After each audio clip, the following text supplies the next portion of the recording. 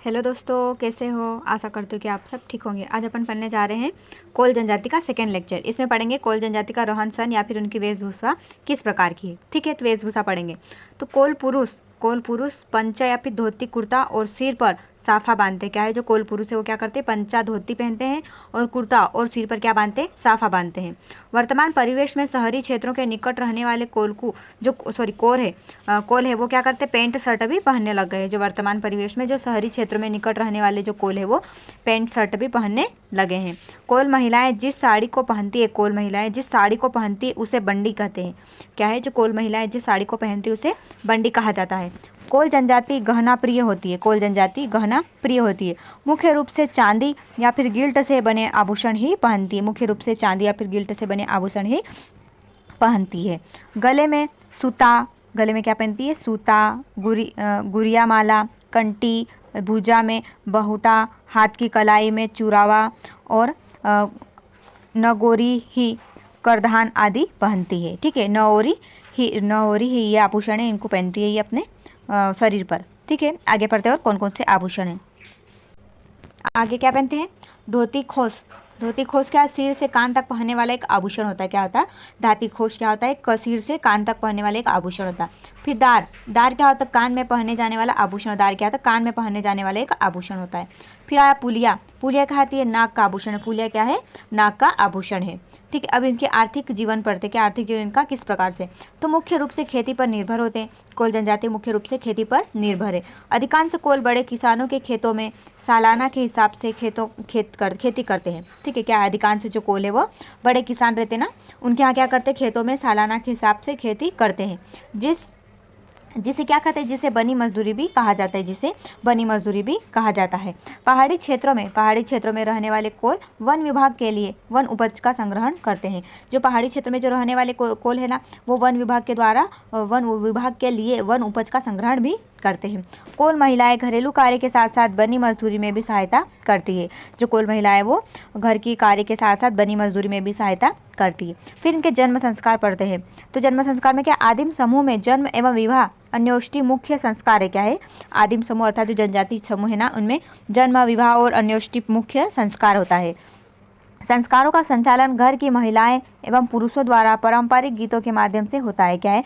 जो संस्कार होते हैं ना इनके, उनका संचालन घर की महिलाएं एवं पुरुषों द्वारा पारंपरिक गीतों के माध्यम से होता है। ठीक है, आगे बढ़ते हैं। क्या कहा है और क्या है? कोल जनजाति संतान प्राप्ति की कामना से अति प्रसन्न होती है। कोल जनजाति संतान प्राप्ति की कामना से अति प्रसन्न होती है, क्योंकि अधिक संतान परिवार की समृद्धि का सूचक होता है। इनका मानना है कि जो अधिक संतान होती है ना, वो उस परिवार में समृद्धि का सूचक होता है। कोल जनजाति में लड़के के जन्म को शुभ माना जाता है। शिशु जन्म के लिए घर में एक अलग कक्ष होता है, जिसे सोबरिया भी कहा जाता है। क्या है? कोल जनजाति लड़के के जन्म को शुभ मानती है और शिशु जन्म के लिए घर में एक अलग से कमरा अर्थात कक्ष होता है, जिसे सोबरिया कहा जाता है। प्रसव का कार्य दाई संपन्न कराती है। प्रसव का कार्य कौन करवाती है? दाई संपन्न करवाती है। शिशु जन्म के 12वें दिन नामकरण का कार्य किया जाता है। शिशु के जन्म के 12वें दिन नामकरण का कार्य किया जाता है और क्या किया जाता है? सोवर गीत गाए जाते हैं। नामकरण के दिन क्या गाए जाते हैं? सोवर गीत गाए जाते हैं। रात्रि में कोल दहका नृत्य किया जाता है। क्या है? जो शिशु के जन्म के 12 दिन हो जाते हैं, तब उसके पश्चात उसका नामकरण का कार्य किया जाता है, तो उसमें सोवर गीत गाए जाते हैं और रात्रि में कोल दहका नृत्य भी किया जाता है। ठीक है, तो ये हो गया अपने जन्म संस्कार। अब पढ़ते विवाह संस्कार किस प्रकार से इनमें। तो यह समाज एवं पारिवारिक जीवन हेतु अनिवार्य संस्कार होता है। क्या है? विवाह संस्कार समाज एवं पारिवारिक जीवन हेतु एक अनिवार्य संस्कार होता है। स्त्री को पुरुष से अधिक महत्व दिया जाता है। इसमें क्या किया जाता है? स्त्री को पुरुष से अधिक महत्व दिया जाता है, इसीलिए वधु मूल्य जैसी परंपराएं निभाई जाती है। शादी के लिए प्रस्ताव लड़के के मामा या फिर फूफा के द्वारा लड़की के यहाँ ले जाया जाता है। लगुन लिखाते समय वधु मूल्य का भुगतान करना पड़ता है। ठीक है, आगे बढ़ते हैं अपन मृत्यु संस्कार। अब पढ़ते हैं मृत्यु संस्कार किस प्रकार से। तो कोल जनजाति में मृत्यु के बाद शव को जलाने, दफनाने एवं जल दाग देने की प्रथा होती है। इसमें 3 प्रथा है मृत्यु संस्कार की: जलाने की भी, दफनाने की भी और जल दाग देने की भी प्रथा है।